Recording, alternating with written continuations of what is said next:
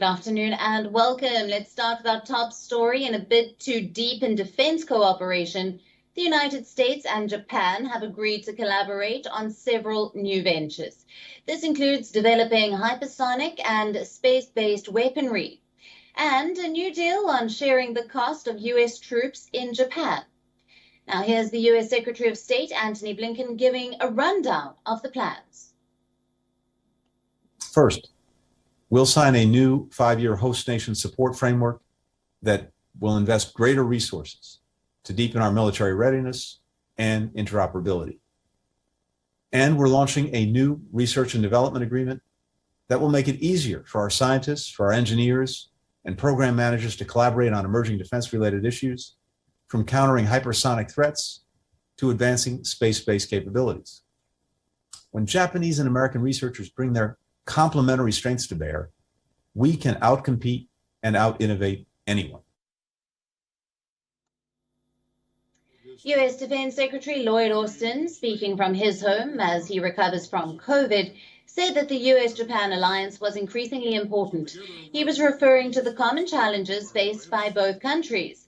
The most pressing ones are Russia's military buildup at Ukraine's border, North Korea's missile launches, the latest of which occurred just days back, and China's aggression towards Taiwan. ルールに基づく事実上を損なう中国の取り組みが地域及び国際社会に対するさまざまな課題を提起していることへの懸念を共有しました。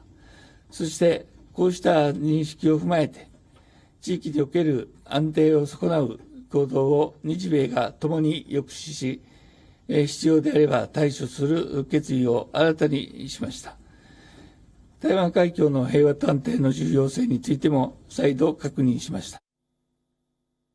The emphasis on hypersonic missiles is a given. Russia, China, and the U.S. are all racing to build hypersonic weapons, whose speed and maneuverability make them hard to spot and deflect. North Korea also said that it tested a hypersonic missile this week.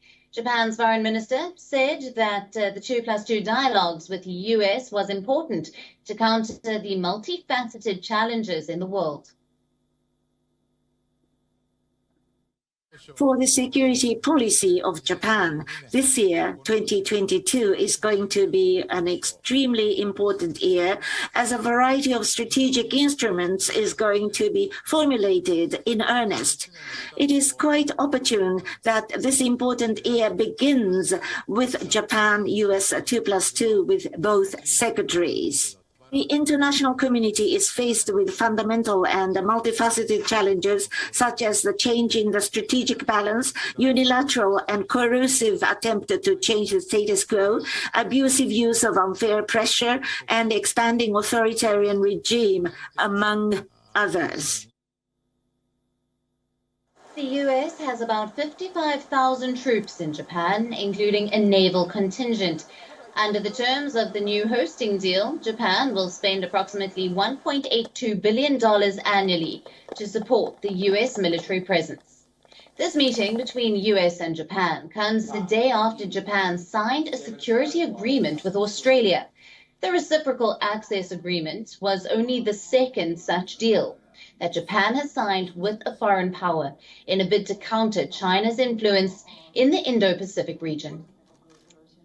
Now, WION correspondent Phoebe Amoroso sent us this report from Tokyo. Listen in. Well, as you said, yes, the US and Japan already have a very strong defence alliance. They last held these 2+2 talks back in March, but since then the security situation really has changed. It's been seen as really deteriorating across the region, and we heard today both the US and Japan single out China as having a hugely destabilizing effect in the East and South China Seas and the Indo-Pacific region more broadly. They said that China was undermining the rules-based order, and they're really causing a security threat. They named issues such as tensions in the Taiwan Strait.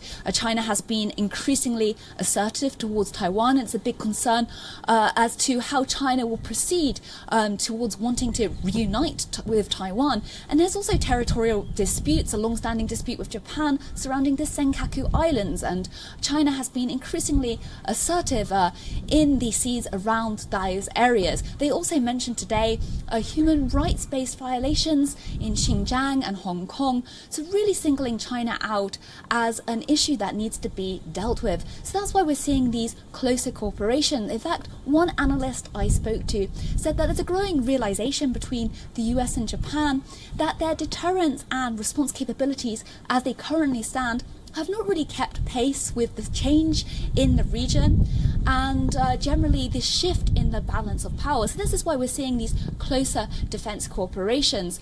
Also, of course, both countries are looking towards North Korea, which launched a hypersonic missile this week, and they've announced that they will conduct a joint analysis on counter-hypersonic technology.